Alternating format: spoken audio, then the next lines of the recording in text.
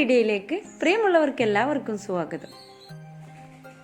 നമ്മളെല്ലാം മനുഷ്യന്മാരാണ്. നമുക്കൊക്കെ ജീവിതത്തിൽ വിജയം കൈവരിക്കണമെന്ന് ആഗ്രഹമുള്ളവരല്ലേ? വിജയത്തിലേക്ക് എത്തി നോക്കുന്ന നമ്മളെല്ലാവരും ഒരു കാര്യം ശ്രദ്ധിക്കേണ്ടതുണ്ട്. പ്രത്യേകിച്ച് നമ്മൾ വീട്ടമ്മമാർ. നല്ല മനസ്സുകൊണ്ട് നമ്മൾ ജയിക്കണം. നല്ല ചിന്തകൾ കൊണ്ടായിരിക്കണം നമ്മൾ ഉയരേണ്ടത്. നല്ല വാക്കുകൾ കൊണ്ടായിരിക്കണം നമ്മൾ പെരുമാറേണ്ടത്.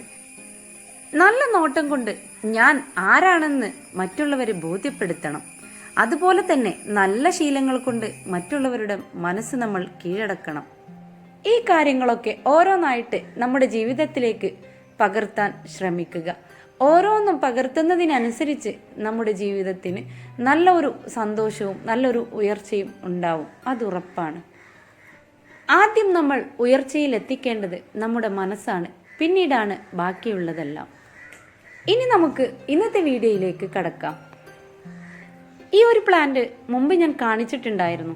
ഫിക്കസ് പൂമില എന്നാണ് ഇതിൻ്റെ പേര് എനിക്ക് കിട്ടിയത്.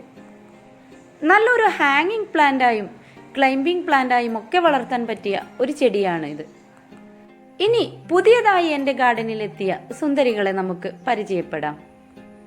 ആദ്യത്തെ പ്ലാന്റാണിത്. നല്ല ഒരു വയലറ്റ് പൂക്കളുള്ള ഒരു പൂവാണ്. കലാത്തിയ ചെടിയുടെ ഇല പോലെയൊക്കെയാണ് ഇരിക്കുന്നത്. പേര് ഞാൻ കണ്ടുപിടിച്ചിട്ടില്ല.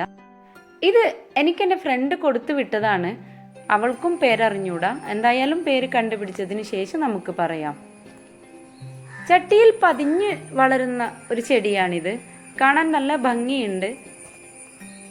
വലിയ ചട്ടികളിലൊന്നും നടാതെ ഇതുപോലെ കുഞ്ഞു ചട്ടികളിൽ നട്ട് വെക്കുന്നതാവും ഈ ഒരു ചെടിയുടെ രൂപത്തിന് നല്ലത്. മണ്ണും ചകിരിച്ചോറും ചാണകപ്പൊടിയും കൂടെ ചേർത്താണ് ഞാൻ ഇതിന് നടിയിൽ മിശ്രിതം തയ്യാറാക്കിയിട്ടുള്ളത്. ബാക്കിയുള്ള കാര്യങ്ങളൊക്കെ നമുക്ക് പഠിച്ചതിന് ശേഷം വിശദീകരിച്ച് പറയാം. ഇനി പുതുതായി ലഭിച്ച ചെടിയാണ് സിങ്കോണിയം.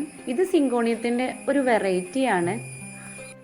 വ്യത്യസ്തമായ ഒരു സിങ്കോണിയമാണ്. നീണ്ട ഒരു തരം ഇലകളും അതിൽ നല്ല വൈറ്റ് കളർ ഷെയ്ഡുകളൊക്കെയുള്ള ഒരു സിങ്കോണിയാണ്. ഈ ഒരു പ്ലാന്റ് മറ്റുള്ള സിങ്കോണിയത്തിൽ നിന്നും വ്യത്യസ്തമാണ്. ഇതും ഉയരത്തിൽ വളരാതെ പതിഞ്ഞു വളരുന്ന ഒരു ടൈപ്പ് ചെടി ആയതുകൊണ്ട് തന്നെ ഞാൻ അതുപോലെയുള്ള ഒരു പോട്ടിലാണ് നട്ടിട്ടുള്ളത്. സിങ്കോണിയം ചെടി ഇൻഡോറായി വളർത്താൻ പറ്റിയ ഏറ്റവും നല്ല ഒരു ചെടിയാണ്. എൻ്റെ കയ്യിൽ സിങ്കോണിയം ഔട്ട്ഡോറും ഇൻഡോറും ഒക്കെ ആയിട്ടിരിക്കുന്നുണ്ട്. ഔട്ട്ഡോറിൽ വെക്കുന്ന സമയത്ത് ഇലകൾക്ക് ചെറിയ കരിയലും ഉണങ്ങലും ഒക്കെ വരാറുണ്ട്. എന്നാൽ ഇൻഡോറിൽ വെച്ച ചെടികളാണ് ഏറ്റവും ഹെൽത്തി ആയിട്ട് കാണാൻ കഴിയുന്നത്. ഇതിനും ചാണകപ്പൊടിയും മണ്ണും ചകിരിച്ചോറുമാണ് ഞാൻ നടിയിൽ മിശ്രിതം തയ്യാറാക്കിയിട്ടുള്ളത്. ഈ ഒരു ചെടിയും എൻ്റെ ഫ്രണ്ട് കൊടുത്തു വിട്ടതാണ്. ഈ ഒരു ചെടി നഴ്സറിയിൽ നിന്നാണ് വാങ്ങിച്ചത്.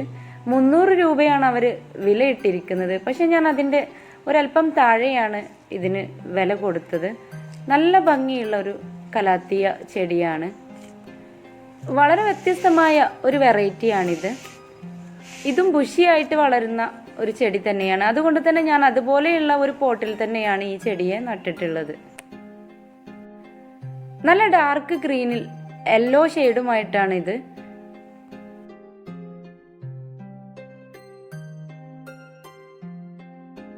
സുന്ദരിയായ കലാത്തിയ ചെടിയും എൻ്റെ ഗാർഡനിലെ ഒരംഗമായി മാറിയിട്ടുണ്ട്. ഇലച്ചെടികളുടെ കൂട്ടത്തിൽ ഏറ്റവും മനോഹരികളാണ് അഗ്ലോണിമയും കലാത്തിയയും. അവരെന്നും നമ്മുടെ ഗാർഡന് ഭംഗി തന്നെയാണ്. ഇനിയുള്ള പുതിയ ഒരു ചെടിയാണ് വിഗോണിയ. ഇതും നഴ്സറിയിൽ നിന്നാണ് വാങ്ങിച്ചത്. 180 രൂപ വിലയുണ്ട്. വ്യത്യസ്തങ്ങളായ ഒട്ടനവധി ബിഗോണിയയുടെ കൂട്ടത്തിലേക്ക് ഇവളെ കൂടി ഞാൻ കൂട്ടിയിട്ടുണ്ട്. നല്ല മനോഹരിയാണ്. പിടിച്ചു കിട്ടാൻ ഒരല്പം പണിയുള്ള ചെടിയാണ് ബിഗോണിയ. എന്നാൽ പിടിച്ചു കഴിഞ്ഞാൽ നമുക്ക് കൂടുതൽ ബുദ്ധിമുട്ടൊന്നും ഇല്ലാതെ തന്നെ നല്ല രീതിയിൽ വളരുകയും ചെയ്യുന്ന ഒരു ചെടിയാണ്. ഈർപ്പം ഇഷ്ടപ്പെടുന്ന ചെടിയാണെങ്കിൽ കൂടി വെള്ളം കെട്ടിക്കിടക്കുന്ന ഒരവസ്ഥ ഉണ്ടായാൽ ബിഗോണിയ പെട്ടെന്ന് ചീത്തയായി പോകും. അതിൻ്റെ ഒരു വെറൈറ്റി കൂടിയാണിത്. തൊപ്പകളോട് കൂടിയ ഇലയാണ് ഇതിനുള്ളത്. ഇതിൻ്റെ മറ്റൊരു രീതിയിലുള്ളതൊക്കെ എൻ്റെ കയ്യിലുണ്ട്.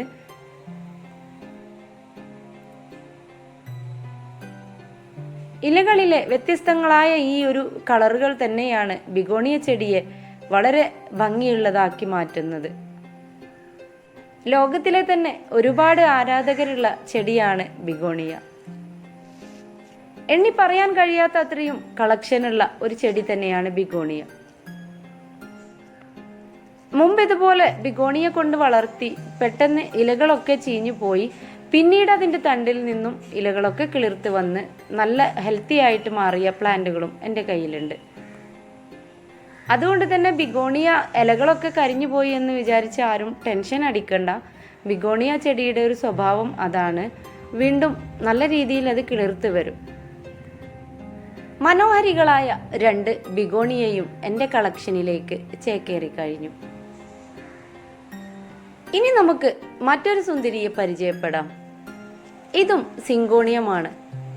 നല്ല ഡാർക്ക് ബ്രൗൺ കളറുള്ള സിങ്കോണിയം. ഞാൻ ആദ്യമായിട്ടാണ് ഈ ഒരു കളർ സിങ്കോണിയം കാണുന്നത്. നിറയെ തൈകളുള്ള സിങ്കോണിയത്തിൻ്റെ തൈയാണിത്. തിങ്ങി തൂർന്നു വളരുന്ന ഒരു ടൈപ്പാണ്. കൂടുതൽ വളർന്ന് പന്തലിക്കാത്ത ചെടിയായതുകൊണ്ട് തന്നെ ഞാൻ അതിനെ ചെറിയ പോട്ടിലാണ് നട്ടെടുത്തിട്ടുള്ളത്. മണ്ണും ചാണകപ്പൊടിയും ചകിരിച്ചോറും തന്നെയാണ് എല്ലാവർക്കും നടിൽ മിശ്രിതമായി തിരഞ്ഞെടുത്തത്.